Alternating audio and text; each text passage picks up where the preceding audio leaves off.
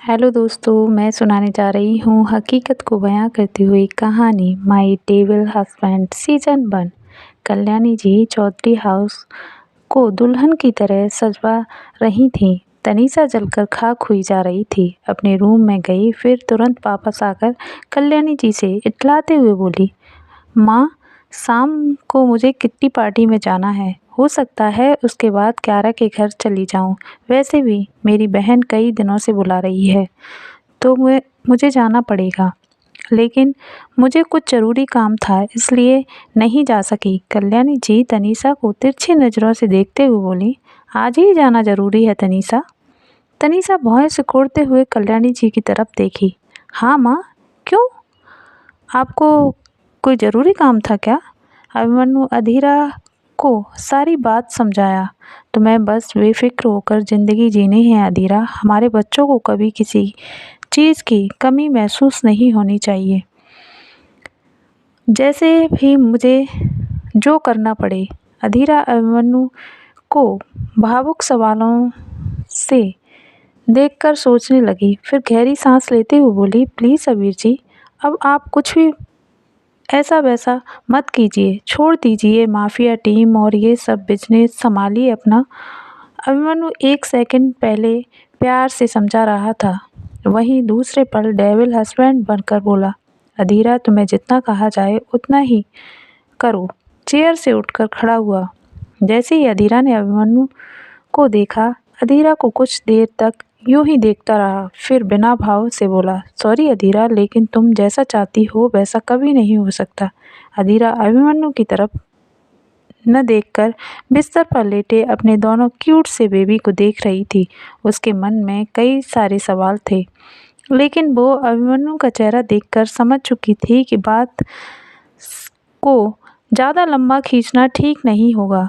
अभी उसकी हालत नाजुक थी। दरवाज़ा नॉकआउट हुआ। डॉक्टर भारती जोशी अधीरा को चेक करने राउंड पर आई थी। तभी डॉक्टर भारती ने अधीरा का चेहरा देखकर कहा, क्या हुआ मिस अधीरा? आपको तो खुश होना चाहिए, फिर ये चेहरे पर 12 क्यों बजे हुए हैं?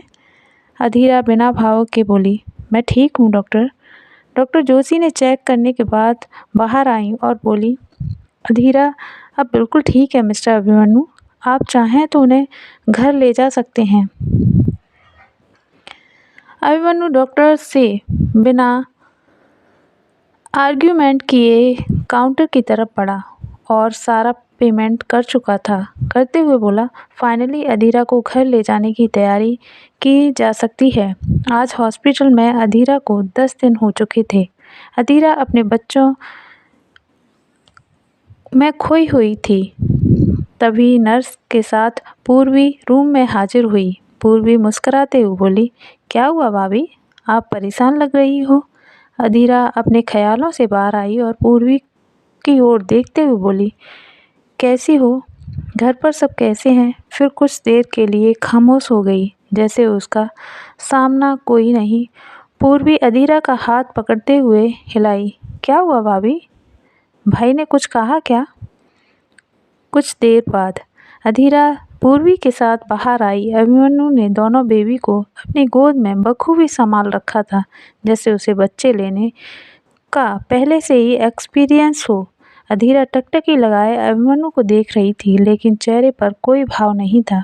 पूर्वी ने अधीरा को बड़े आराम से पैसेंजर सीट पर बिठाया। महेश गाड़ी स्टार्ट किया। पूर्वी अभिमन्यु की तरफ देखते हुए बोली, भाई आप नहीं जा रहे क्या? अभिमन्यु थोड़ा सोचकर बोला, हाँ चल रहा हूँ ना। अभिमन्यु ड्राइवर के बगल में आकर बैठा। उस वक्त उसके चेहरे पर कोई भी भाव नहीं था। चौधरी हाउस। बिजली की चहकती हुई आवाज़ पूरे घर में गूंज रही थी। इधर से उधर सामान रखती हुई बिजली के पैर आज आसमान छू रहे थे। उसके चेहरे पर खुशी देखकर ऐसा लग रहा था जैसे उसने ही 2 बच्चों को जन्म दिया हो। यशोधरा जी भी चौधरी हाउस पहुंचने वाली थी। कल्याणी जी अपने सभी खास मेहमानों को आमंत्रित कर चुकी थीं। कल्याणी जी मंदिर में कान्हा जी का भोग लगाई, फिर सारा प्रसाद गरीबों में बांटने के लिए भेज दिया। बिजली सारा काम निपटा कर कल्याणी जी के पास आकर बैठी। आप हुक्म कीजिए बड़ी मालकिन साहिबा, और हमारे लिए कोई काम हो।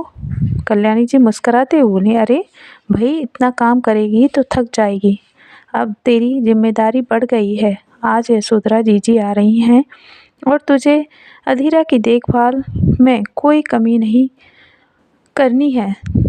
बिजली मुस्कुराते हुए बोली, आप बेफिक्र होकर रहिए बड़ी मालकिन साहिबा, ये सब हमारे दाएं हाथ का खेल है। फिर थोड़ा सा खिंचते हुए बोली, माफ़ करना बड़ी मालकिन साहिबा, हमें तनीसा मैम साहब का काम करना बिल्कुल भी पसंद नहीं है। उनके पास जाते ही हमारी हिम्मत टूट जाती है। जिस तरह से वो हमें जली खोटी सुनाती हैं, हम कभी किसी से नहीं सुने, लेकिन सब आपकी खातिर सुन लेते हैं। कल्याणी जी बिजली के मन के भाव पढ़ते हुए बोली, तुम ठीक कह रही हो बिजली, तनीसा की बराबरी कोई नहीं कर सकता। खैर छोड़ो, ये सब हमें अभी बात नहीं करनी चाहिए। अधीरा के रूम को एक बार चेक कर लेना चाहिए। कल्याणी जी अभिमन्यु के रूम की तरफ बढ़ी ही थी कि गाड़ी के हॉर्न बजने की आवाज़ आई। कल्याणी जी, जाओ ढोल नगाड़े शुरू करवा दो। मेरे पोती और पोतों का स्वागत में कोई कमी नहीं होनी चाहिए। अधीरा खिड़की से बाहर की ओर झांक रही थी। झांक कर देखी तो शॉक्ड रह गई। हे माता रानी, हम कहाँ आ गए? अबीर जी, हमें तो चौधरी हाउस जाना था। पूर्वी मुस्कुराते हुए बोली, भाभी ये चौधरी हाउस ही है। अभिमन्यु गाड़ी से नीचे उतरा और अपने ट्विंस बेबी को गोद में लिया। पूर्वी ने अधीरा को पकड़ रखा था। सब अंदर की तरफ बढ़े।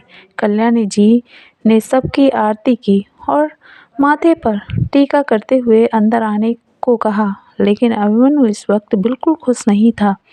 उसके चेहरे पर कोई भाव नहीं था। अभिमन्यु बस देख रहा था। कल्याणी जी अधीरा और ट्विंस बेबी को अंदर लेकर आईं। अधीरा के चेहरे पर थकान साफ झलक रही थी। उसके लड़खड़ाते कदम साफ बयां कर रहे थे कि वो थक चुकी है।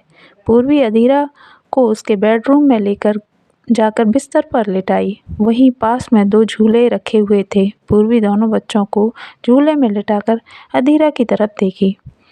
अधीरा बिल्कुल सुस्त बैठी हुई थी। उसके चेहरे पर नाम मात्र को भी खुशी नहीं थी।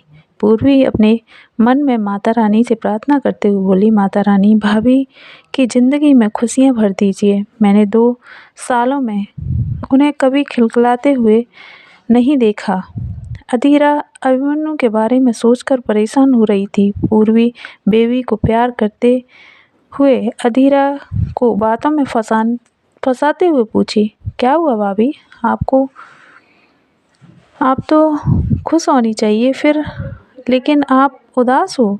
आपको पता है ना, आज शाम दादी ने पूजा रखी है और गरीबों को दान बांटने के लिए कहा है। अभिमन्यु बाथरूम से नहाकर बाहर निकला। उसने अपनी कमर पर पूर्वी अभिमन्यु को देखी तो तुरंत पार आ गई। अधीरा अभिमन्यु को टुकुर टुकुर देख रही थी, लेकिन अभिमन्यु गुस्से से अलमीरा खोलकर सारे कपड़े बाहर फेंका। मेरा ब्लू ब्लेजर कहाँ गया? दिखाई क्यों नहीं दे रहा? अधीरा अभिमन्यु का बदलता हुआ रूप देखकर आश्चर्यचकित थी। पता नहीं कल रात से अबीर जी के ऊपर कौन सा भूत सवार हो गया, कुछ भी समझ में नहीं आ रहा। अचानक से इतना रूड बिहेवियर क्यों करने लगे हैं? हमने तो सिर्फ इतना कहा था कि माफिया टीम को छोड़कर अपनी फैमिली पर ध्यान दीजिए, और इसमें बुराई भी कौन सी है? अगर शादी की है तो निभानी भी आनी चाहिए। अधीरा अभिमन्यु की तरफ देखी। अभिमन्यु शर्टलेस खड़ा हुआ था।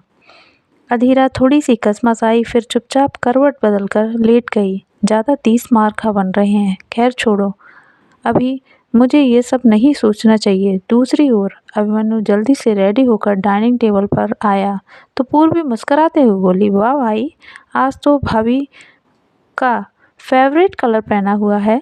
लेकिन सारा फोकस अपने दुश्मनों पर था। बिना भाव सवाल जवाब किए जल्दी से लंच किया और निकल गया। पूर्वी अभिमन्यु को देखकर शॉक्ड थी।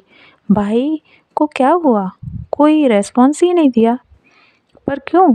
लगता है भाभी से कुछ हुआ होगा। कल्याणी जी मंदिर में पूजा की थाली रखते हुए बिजली से बोली, देखो बिजली, आज कोई गड़बड़ नहीं होनी चाहिए। पुरोहित जी आने वाले हैं। और कल्याणी जी दीवार पर लगी घड़ी की तरफ देखते हुए बोली, अधीरा के पूरे रूम में बहुत खूबसूरती से सजवा दो। कल्याणी जी ट्विंस बेबी को पालने में लिटाकर खुद चेयर पर बैठ गईं। चौधरी हाउस चकाचौंध हो रहा था खुशियों से।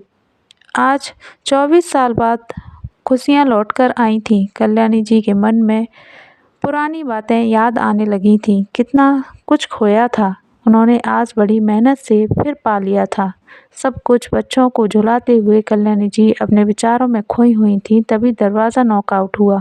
कल्याणी जी का ध्यान टूट गया। कल्याणी जी ने बिजली को आवाज़ देते हुए कहा, बिजली देखो तो दरवाजे पर कौन आया है। बिजली अपने गीले हाथों को टॉवल से पोंछते हुए दरवाजे की तरफ बढ़ी। दरवाज़ा खोलकर देखी तो सामने बत्ती सी दिखाते हुए बोली, ओ जय श्री कृष्णा बड़ी मालकिन साहिबा। कल्याणी जी, अरे भाई कौन है। यशोधरा जी भारी आवाज़ में बोली, अरे कहाँ हो भाभी, मारे को न पहचान सको। कल्याणी जी अपनी नदद की आवाज़ सुनते ही चेयर से उठकर खड़ी हुई और 2 कदम बढ़ाकर पैर छूकर आशीर्वाद लिया। यशोधरा जी, अरे भाभी सा आप रहने दो, इस उम्र में ये सब शोभा ना देवे। कल्याणी जी, ना जीजी ना, हमारा तो फ़र्ज़ है और हमारा कर्तव्य भी। मेहमान आना शुरू हो चुके थे। कल्याणी जी, बिजली बुआ को गेस्ट रूम में लेकर जाओ और ध्यान रखो सेवा में कोई कमी नहीं होनी चाहिए। कल्याणी जी पुरोहित जी को कॉल लगाकर पूछी, अभी कितना वक्त लगेगा। अधीरा अपने रूम में आराम से सो रही थी। तभी मोबाइल की घंटी बजी। अधीरा अचानक से उठकर अधखुली आंखों से मोबाइल की स्क्रीन पर देखी तो अभिमन्यु का कॉल था। अधीरा जल्दी से रिसीव की। हेलो अबीर जी। दूसरी ओर से अभिमन्यु बोला, सॉरी अधीरा, मैं आज तुम्हारे साथ पूजा में नहीं बैठ सकता, मेरी अर्जेंट मीटिंग है। अधीरा थोड़ी तेज़ आवाज़ में बोली, आप ये क्या बोल रहे हो अबीर जी, ये पूजा कोई सामान्य पूजा नहीं है, ये हमारे जीवन का प्रारंभ और आप इसे आरंभ बना रहे हैं। अगर आप पूजा में नहीं बैठेंगे तो अनर्थ हो जाएगा, हमारे आने वाले जीवन पर संकट आ जाएगा। अभिमन्यु अपने दुश्मनों को बारी बारी ठिकाने लगा रहा था। डेविल हस्बैंड बनकर बोला, अपने जीवन का प्रारंभ ही अंत है। मैं डेविल स्माइल देते हुए अपने दुश्मनों पर गन पॉइंट आउट किया और फिर धाएं धाएं गोली की बौछार कर दी। अधीरा गोली चलने की आवाज़ से ज़ोर से चीखी। अबीर जी। अधीरा के चीखने की आवाज़ सुनकर सभी घरवाले अधीरा के रूम की तरफ दौड़े। कल्याणी जी अधीरा को अपनी बाहों में समेटते हुए कहा, क्या हुआ अधीरा, कोई बुरा सपना देखा क्या। अधीरा बस टकटकी लगाए पालने में झूलते हुए ट्विंस बेबी को देख रही थी। उसकी आंखों में नमी, ओठ सूख चुके थे। बाहर सब मेहमान आ चुके थे। ऋषि प्रताप मेहमान नवाजी करने में लगे हुए थे। तभी पुरोहित जी ने आवाज़ दी, कल्याणी जी, हे माता रानी, ये कैसी संकट खड़ी आ गई। आज अभी को घर रहना चाहिए था, वो भी इतनी सुबह सुबह निकल गया। पूर्वी अधीरा को सहलाते हुए बोली। कल्याणी जी अधीरा की तरफ देखते हुए बोली, आप बाहर जाइए दादी, सब गेस्ट आ चुके हैं, मैं भाभी को संभालती हूँ। कल्याणी जी बिना भाव से उठकर बाहर चली गईं। पुरोहित जी को नमस्कार करते हुए उनका स्थान ग्रहण कराया। कल्याणी जी का मन अंदर ही अंदर भयभीत हो रहा था। पुरोहित जी पूजा की सारी तैयारियां कराते हुए कहा, अपने घर की लक्ष्मी और बेटे अभिमन्यु को बुलाइए। कल्याणी जी का दिमाग बिल्कुल काम नहीं कर रहा था। अभी को हमने कितनी बार समझाया था, फिर ऐसा क्यों किया। ज़रूरी काम आ गया था तो बता देता। अभी को भगवान में विश्वास नहीं है, लेकिन अपने बच्चों के लिए इतना तो कर सकता था। प्रारंभ ही अंत है और अंत ही प्रारंभ है। अभिमन्यु के हाथ खून से लथपथ थे। मानव दूर खड़ा अभिमन्यु का डेविल अवतार देखकर कांप रहा था। पहाड़ी के पीछे छिपते हुए मानव अभिमन्यु को देखा। उसके चेहरे पर जुनून सवार था, आंखों में भड़कती हुई ज्वाला। अभी उसके सामने जाना मौत को बुलावा देना था। क्यारा और तनीषा को पता चला कि अर्नब रायज़ादा मौत के घाट उतर चुका है उसकी अकल ठिकाने पर आ गई। तनीषा दौड़ती हुई चौधरी हाउस आ गई। तेजी से डग भरते हुए अपने रूम में चली गई। कल्याणी जी तनीषा को देखकर हैरान थी। मन में सोचने लगी, ये तो कल सुबह आने वाली थी, फिर अचानक कैसे आ गई। तनीषा राम राम राम राम जपते हुए नहाने चली गई।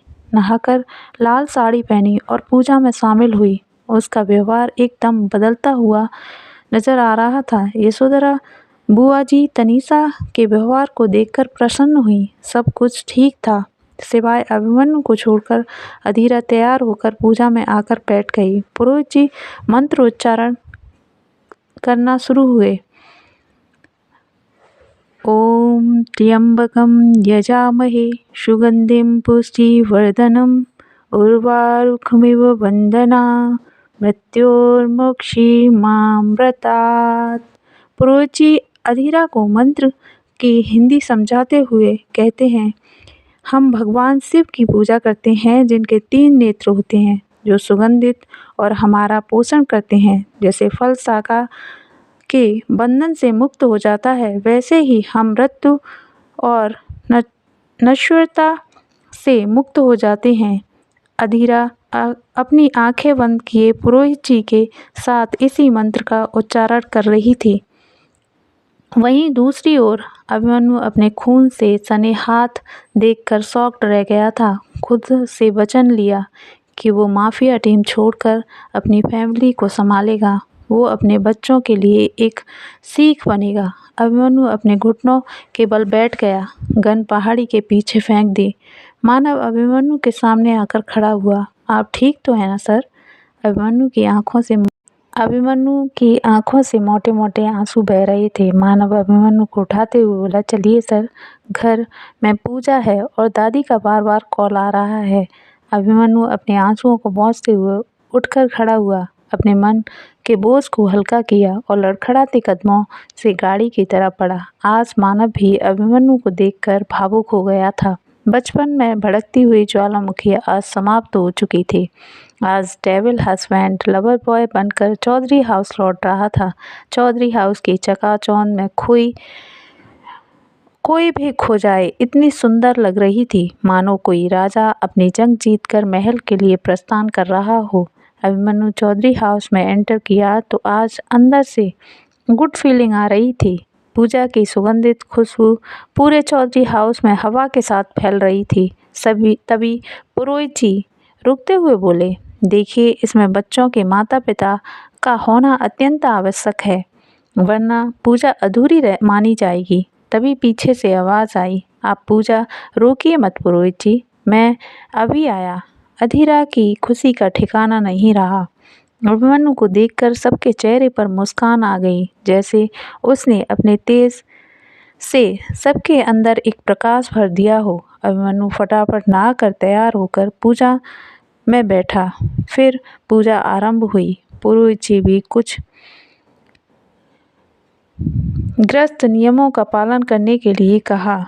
कल्याणी जी भी अभी के बदलते हुए अवतार को देखकर भावुक हो गई थी। विधि विधान के साथ पूजा संपन्न हुई और अभिमन्यु अब डेविल हस्बैंड का त्याग किया। हैप्पी फैमिली बनाने का प्रयास करूंगा, ये वचन लिया। अभिमन्यु ने अपने बेटे का नाम अवध और बेटी का नाम अभीरा रखा। प्रिय पाठकों, आप सबको ये कहानी कैसी लगी? आप लोग कमेंट में ज़रूर बताएं। और ये कहानी का अंतिम भाग था। प्लीज़ सपोर्ट कीजिए, चैनल को लाइक कीजिए, सब्सक्राइब कीजिए। धन्यवाद।